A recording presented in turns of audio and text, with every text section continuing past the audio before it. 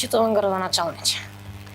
Нема средства за мерни инструменти. Кратиме програми за плаќање на пренаменуваме.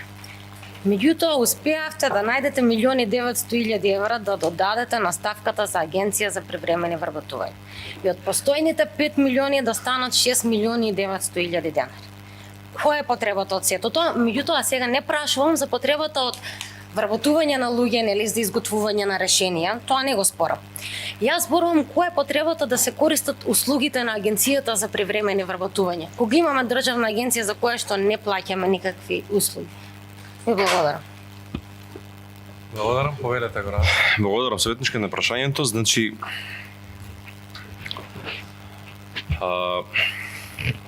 ние во моментов во општина Верес врз основа на две ваши одлуки по мој предлог унапредуваме и вработуваме одреден кадар кој што според мене е потребен на општината.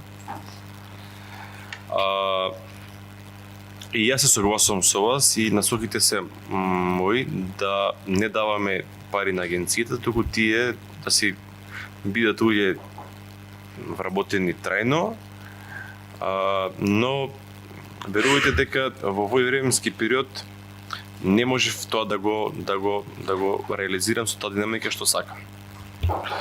Прва работа, постоечката систематизација не ми ги дозволува тие работи, моите размислувања како треба да изгледа една модерна администрација да ги направам. Заради тоа што земете која сакате општина, дали некоја развиена, неразвиена во Македонија. Поразлично е организирана работата. И ти ви кажам конкретно. Прва работа, имаме ние два сектори. Не е дозволиво на општина со толку надлежности да има два сектори. Значи не може конкретно да го земеме со име и со презиме Петре, кој иде на седница на Совет, го знаете, да биде раководител на сектор на урбанизам, на градежништво, на животна средина, на локална самоуправа, не знам уште што не му е во силот.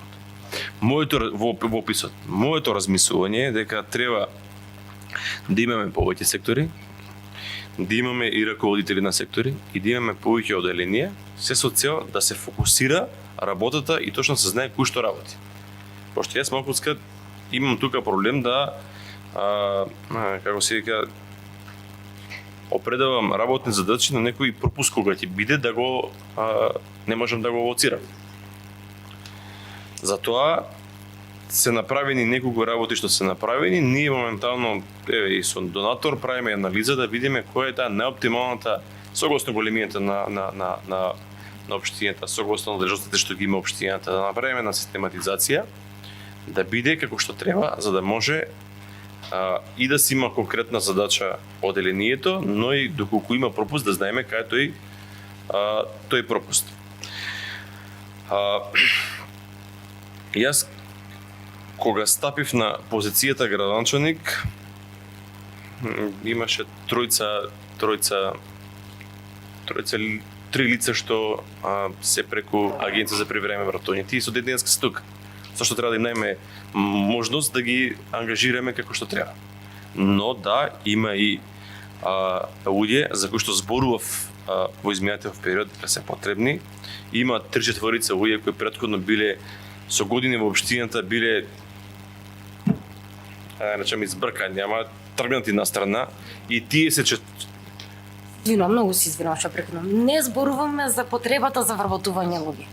Зборуваме за агенцијата, од каде што ги превзима. Не можем да ги вработам на веќе постоечката систематизација, дали ме разбирате? Значи, постоечката систематизација нема предвидено таков кадар.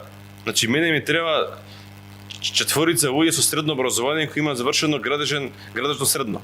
Во постоечката систематизација нема такви места.